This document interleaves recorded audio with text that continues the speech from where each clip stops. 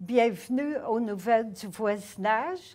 Aujourd'hui, j'ai le plaisir de recevoir en entrevue Sœur Jocelyne Morin de la Congrégation des Sœurs missionnaires de Notre-Dame d'Afrique qui viendra nous parler de son parcours de vie. Bienvenue. Bonjour, madame. Ça me fait plaisir, oui. Oui, ça va bien? Oui, ça va bien. Oui, merci. Oui, dites-moi, parlez-nous de vous, de votre enfance. Je pense que vous êtes née au Lac-Saint-Jean. Pouvez-vous nous en parler? Oui, je suis née au Lac-Saint-Jean. Ma famille est encore là. Ah oui? Je suis née dans une famille magnifique. On est 8 enfants, sur une ferme, dans le fond d'un rang, à Saint-Bruno. Et j'ai appris très jeune la solidarité. Il y a l'étape du voisin qui brûle. On fait un bis pour aller reconstruire. Une autre année, c'est une tornade. Notre étape part au vent. Tous les cultivateurs se mettent ensemble pour nous aider à rebâtir. J'ai grandi avec ça. Oui. J'ai grandi aussi avec la prière. À 7 heures, on rentrait dans la maison pour dire le chapelet. OK.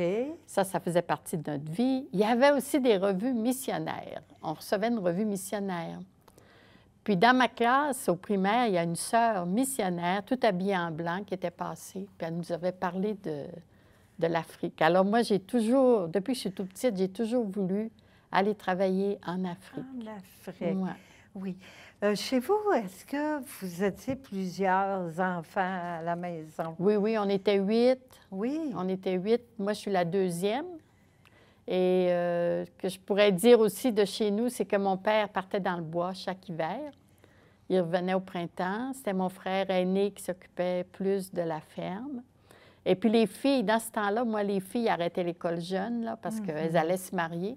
J'ai eu de la chance parce qu'il y a une école secondaire de filles qui s'est bâtie juste au moment où j'arrivais à l'école secondaire. Ah oui? Wow!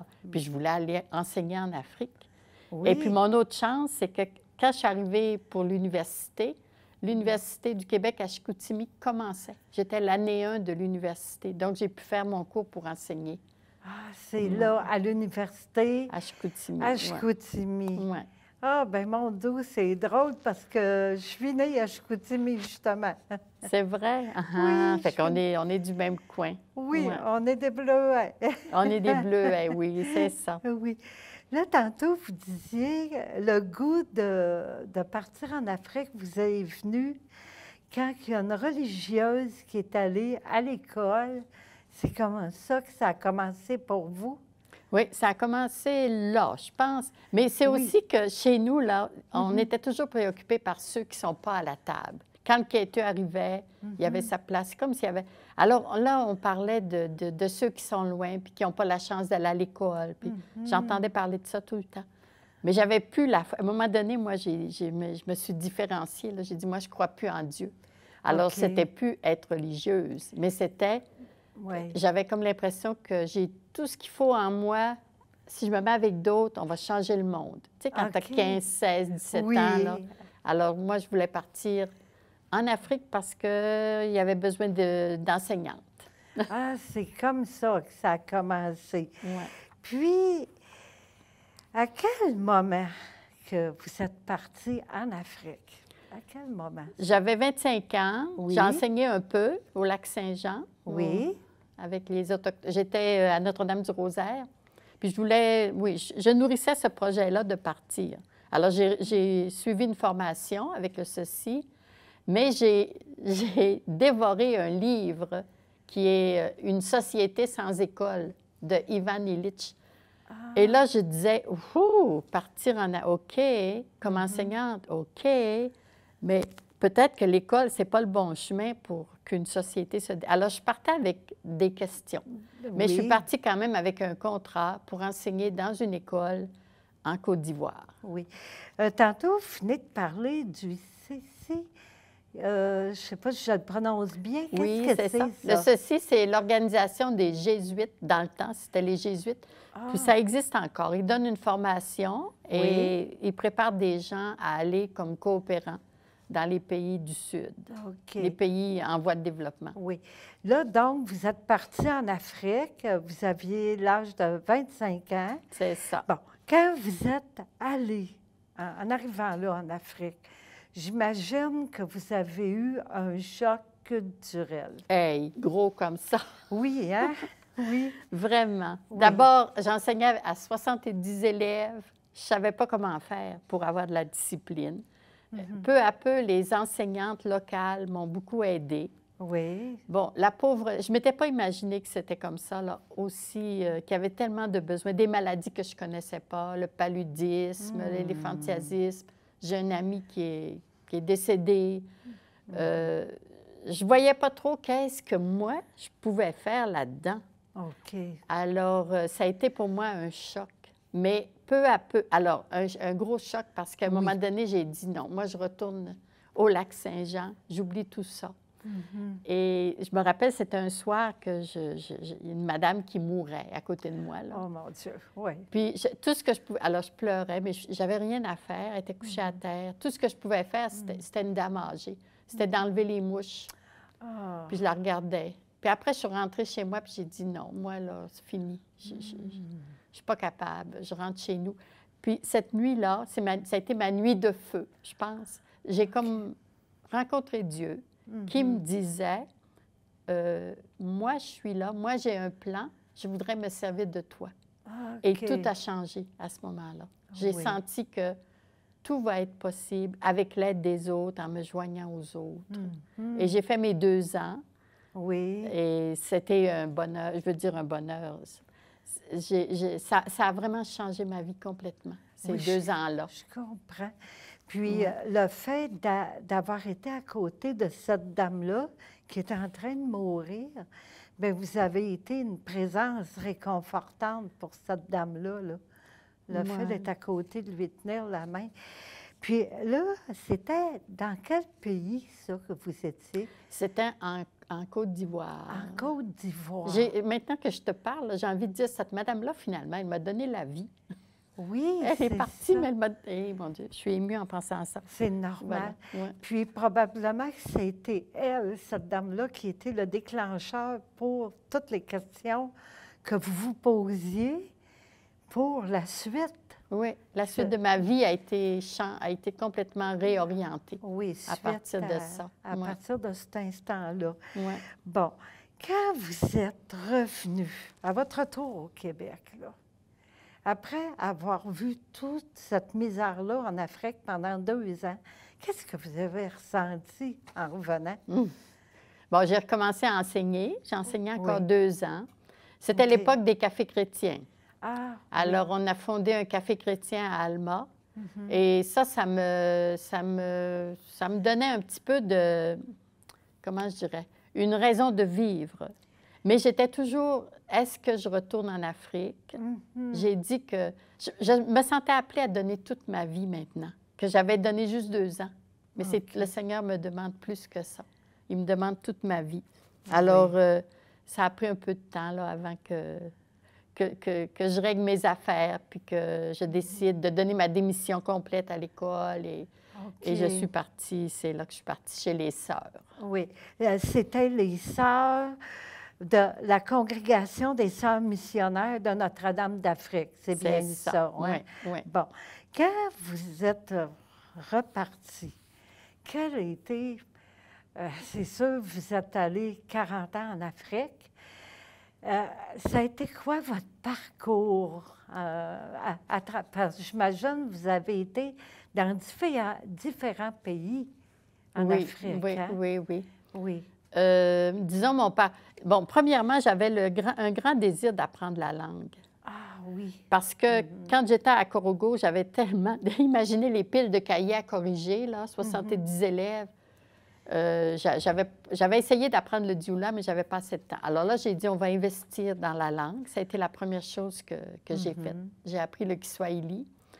Et avec les sœurs, j'étais d'abord enseignante, mais peu à peu, je suis devenue travailleuse sociale dans les villages, le travail communautaire. OK.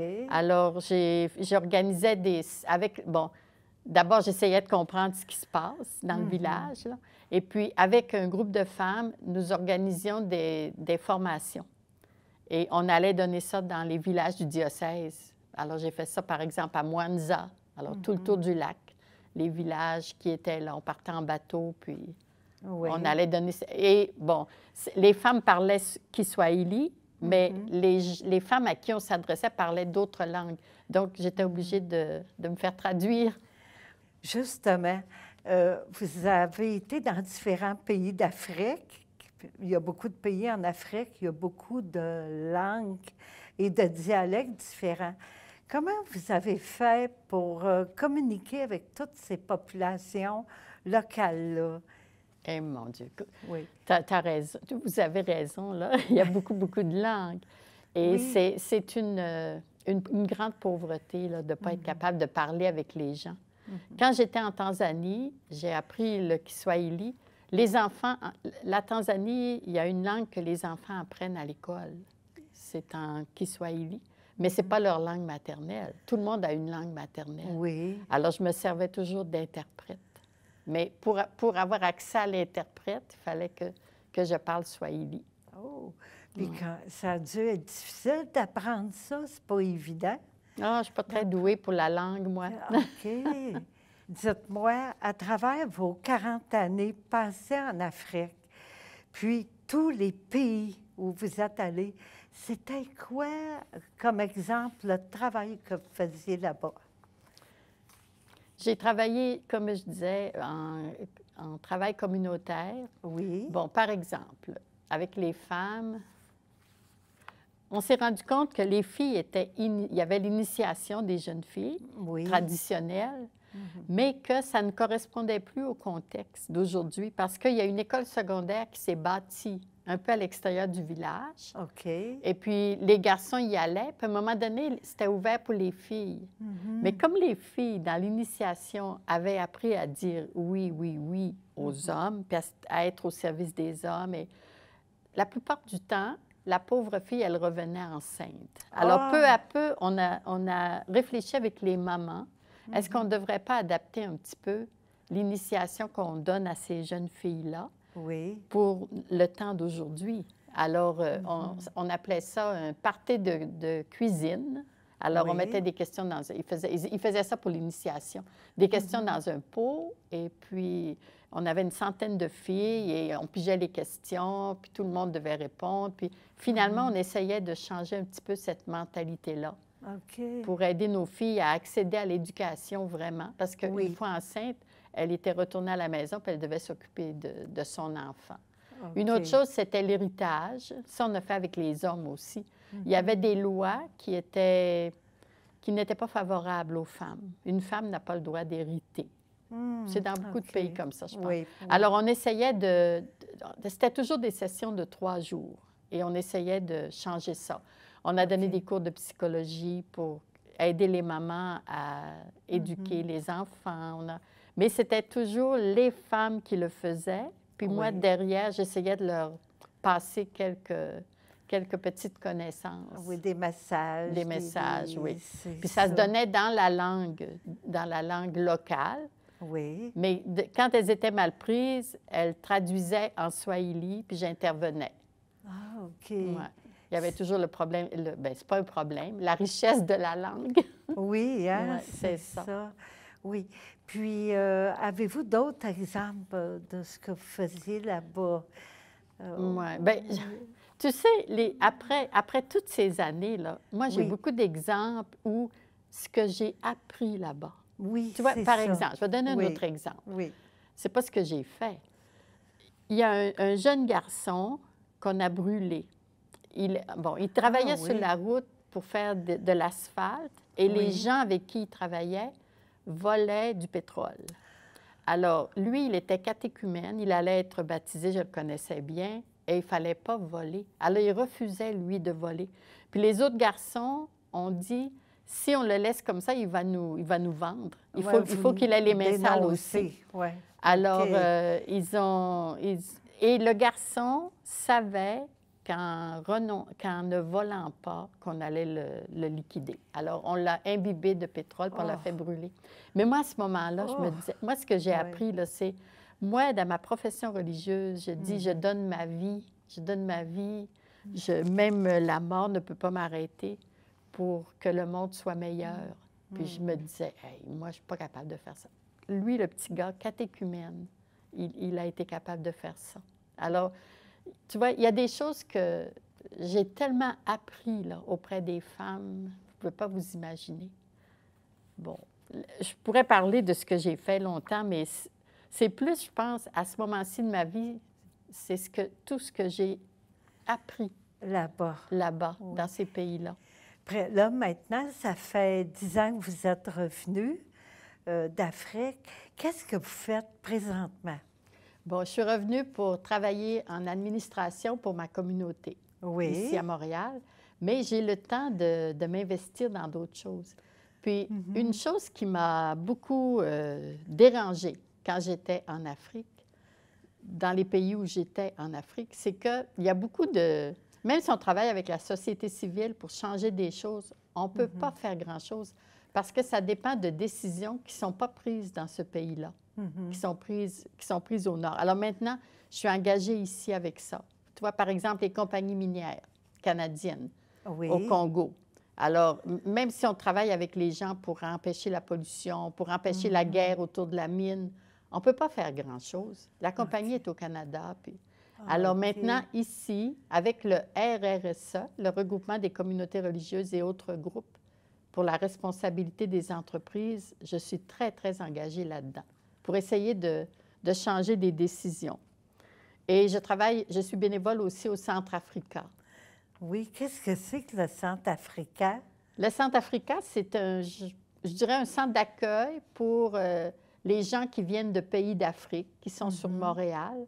Et on organise des activités qui permettent à ces gens-là de rencontrer aussi le Montréal où c'est très, très multiculturel. Alors, il y a des activités, il y a des salles que les gens peuvent prendre pour leurs associations.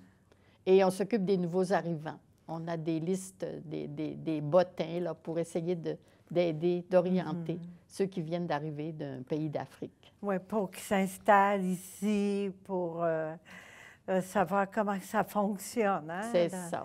Ouais. Oui. Et puis, j'ai découvert le CEAF. C'est pas dans ce que je fais, là. C'est devenu... C'est comme si le quartier est devenu un peu ma famille grâce au CEAF. Oui, qu'est-ce que c'est que le CEAF? Centre d'études et d'action des femmes. Oui, Centre d'éducation et d'action des femmes. Ah, OK. Hein? Oui, Ça, merci. Oui. Je viens juste de connaître le CEAF. Oui. Pour moi, là, c'est l'endroit, le mercredi, où je vais prendre une soupe. Oui. Hein? Et je trouve toujours des dames qui sont là, qui sont prêtes à jaser. Oui. Alors, je n'ai pas trop participé aux activités, je viens de commencer, là. Mais c'est vraiment un endroit merveilleux pour rencontrer d'autres personnes. Oui, hein, justement. Puis, je me demandais, depuis que vous êtes revenu de l'Afrique, est-ce que vous êtes resté en contact avec des personnes qui vivent là-bas, en Afrique? Bon, avec mes sœurs, oui, mais pas trop avec les personnes, pas tellement, parce que c'est toujours un peu délicat. C'est une autre personne qui te remplace dans le travail, puis il ne faut pas développer de relations. Non, j'ai essayé de couper, mais ici, j'ai beaucoup, beaucoup de relations avec des personnes qui viennent des pays d'Afrique où j'ai travaillé. Oui. Puis là-bas, en Afrique, c'est ça, les populations locales, ils n'ont pas accès là, à tout ce qu'on a, comme à l'Internet, tout ça. Là, Oh, tu sais, j'ai trouvé que c'était très, très développé. Ah oui? Oui. Ah bon? Oui. Les gens ont d'abord, comme il n'y avait pas de téléphone, le landline, le téléphone ordinaire ne fonctionnait plus souvent. Alors, il y a les téléphones cellulaires, puis il y a l'accès à Internet. Beaucoup, beaucoup. C'est très développé. Il y a même l'accès pour avoir des conseils d'un médecin, d'un vétérinaire. J'ai été renversée de voir comment ça s'est bien développé dans plusieurs pays d'Afrique. Parfois, il faut aller monter sur une colline pour avoir du réseau, mais c'est assez développé. C'est une chose que je ne savais pas. Oui, que je ne savais pas. Puis, est-ce que vous... Tantôt, on a parlé de ce que vous retiriez personnellement là, de tout ce parcours-là en Afrique, mais vous avez dû vivre des moments qui étaient plus difficiles pour s'en remettre là, de choses que vous avez vues qui étaient difficiles à vivre là-bas. Comment Oui. ça a été pour... Ah oui, il y a des affaires que j'ai trouvées. Moi, c'était le manque de sécurité. Mhm. Et puis, quand j'étais le leader au Kenya, Oui, c'était, tu vois, la guerre. oui. L'arme de guerre, malheureusement, c'est le viol. Le viol, malheureusement. Alors, Ouais. j'ai vécu, bon, c'est arrivé pour, malheureusement, de mes sœurs, mais j'ai vécu dans une très grande inquiétude tout le temps. Ou bien une sœur qui est très malade, qui est mourante. Là, il faut que je prenne vite, vite un billet d'avion pour essayer de... Est-ce qu'elle doit rentrer chez elle tout de suite? Des fois, c'est déjà trop tard. J'ai trouvé ça très, très dur À ouais, vivre. à vivre. Oui. Puis, en terminant, avez-vous un souhait pour l'avenir? Oui. Moi, j'ai deux... Est-ce que je peux avoir deux souhaits? Bien sûr, bien sûr. Mon premier souhait, ça serait que les lois, que toutes nos lois deviennent plus humaines et plus justes. Des lois, Oui. c'est pas juste pour tout. Des fois, c'est juste, mais c'est pas juste pour tout le monde. Alors, je me rends compte de ça, là. Et ça, moi, je travaille beaucoup là-dessus avec le RRSE. Ça, c'est une chose. Puis l'autre chose que je vois, c'est que je rêve que les pays d'Afrique, l'émergence des pays d'Afrique, comment se fait-il que les pays d'Afrique vivent encore dans la pauvreté alors qu'ils sont tellement riches? Ils sont riches en une population jeune, Oui. une force de travail extraordinaire. Ils sont riches en minéraux.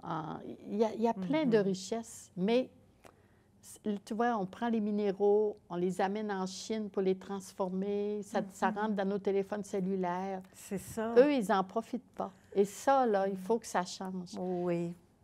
Puis déjà, je trouve que, bon, déjà ici à Montréal, les gens qui viennent des pays d'Afrique ont beaucoup, beaucoup à nous apporter. Oui, justement. Ici même, là. Puis mon souhait, c'est qu'on en profite, qu'on les accueille, qu'on ait le cœur ouvert et qu'on profite Ils nous amènent un souffle nouveau. Oui. Voilà. Oh, c'était très touchant. Merci beaucoup d'être venu aujourd'hui à mon entrevue. Puis, est-ce que vous avez quelque chose à rajouter? Oui, je vais rajouter quelque chose. Oui. Je suis tellement, cette vie que j'ai vécue en Afrique m'a vraiment transformée. La femme que je suis aujourd'hui, là, je dis merci à toutes les expériences que j'ai vécues à l'Afrique. Et je dis, la porte est ouverte pour tout le monde. Je souhaiterais que d'autres jeunes femmes fassent cette expérience. Oui, hein? Puis aussi, moi, je vous dirais, on gagne aussi à en savoir plus, justement, avec vos belles expériences de vie. On gagne à en connaître beaucoup plus. Oui, c'est vrai. Oui. C'est pas des connaissances intellectuelles. Ce sont des connaissances de cœur. Oui, hein? C'est Ouais. ça. Je vous remercie beaucoup encore d'être venu en entrevue. C'était Louise Miller pour le parcours de vie de sœur Jocelyne Morin de la Congrégation des Sœurs missionnaires Notre-Dame d'Afrique. À la prochaine.